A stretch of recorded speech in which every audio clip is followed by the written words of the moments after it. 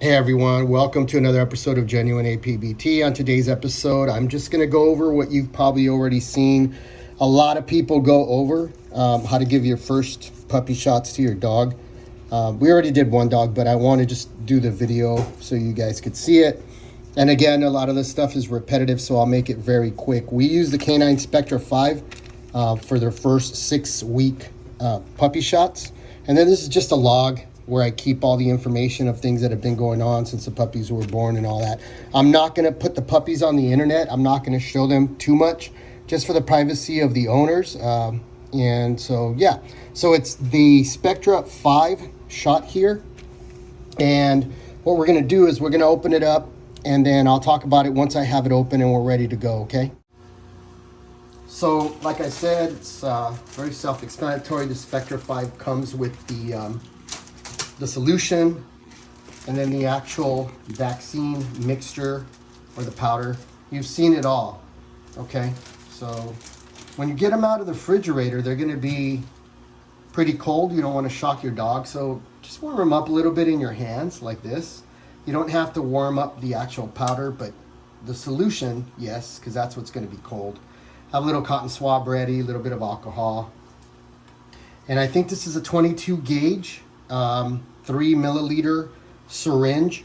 It's kind of cool because Spectra puts them in a tamper-proof vial here with this little dot right there. So obviously if your package is not sealed, this one was sealed, I showed it to you earlier, but if it's not sealed, or if it's sealed and then you open it up and it doesn't have this kind of resistant feeling to it where that dot is kind of mended to the plastic exterior container and you don't hear a snap like this. You hear that snap? That's because that dot was a security seal. It should then pop down pretty easy like that. And you remove your needle cap. Careful not to stab yourself. Everybody says that, but people stab themselves all the time. Okay? You're going to put it gently in to the vial. And you'll be able to see in this window here where you're taking it down. Okay, so take it down. It's not that critical. You'll see it coming into the syringe. You'll see it emptying out the vial, and it's going to be a little bit of pressure. The vial wants to go backwards, okay, because there's some suction there. You might not get all of it. It'll pop back into the vial from the needle. See, it came back into the vial a little bit. Just put it right back in. It's all right. Put it right back in. Make sure that the bottom of the syringe of the needle is at the bottom of the vial so you can pick up the last little portion of it, right? It came back out, so I put it back in, and there, it picked up the last few drops. That's what I wanted. I wait for the last few drops to come in from here down to where I have them, right? No big deal. They're there, and you can see the glass getting filled here.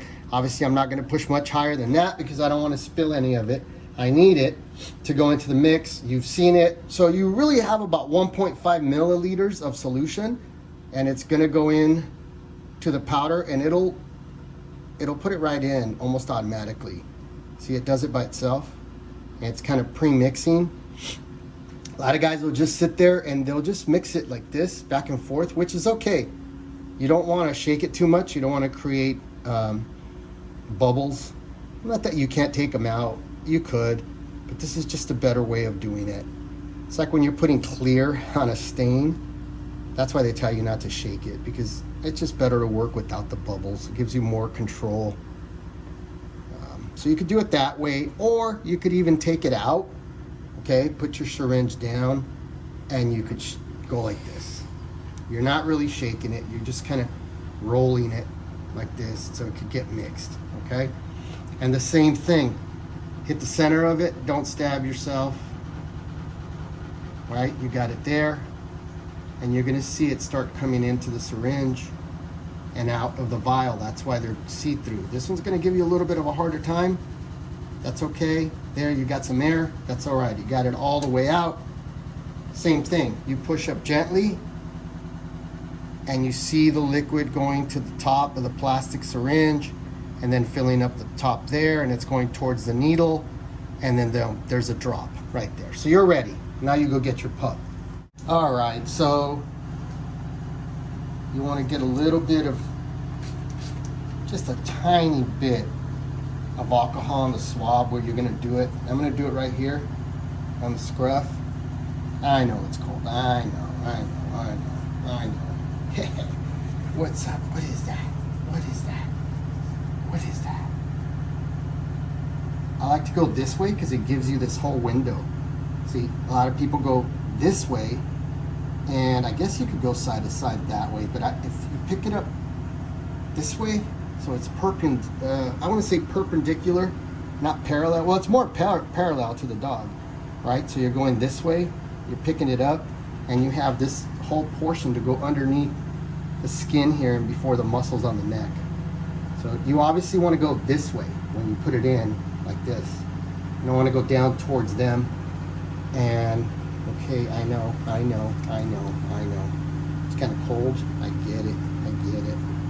Okay, let's bring it in. Okay. This is a difference between bullies. You've seen a lot of videos with bullies and they're just sitting there like English bulldogs and just plop down. You could do that to a pit too. If you kind of hold it like this and watch its head, you can do it too. Put it in. Boom. I know.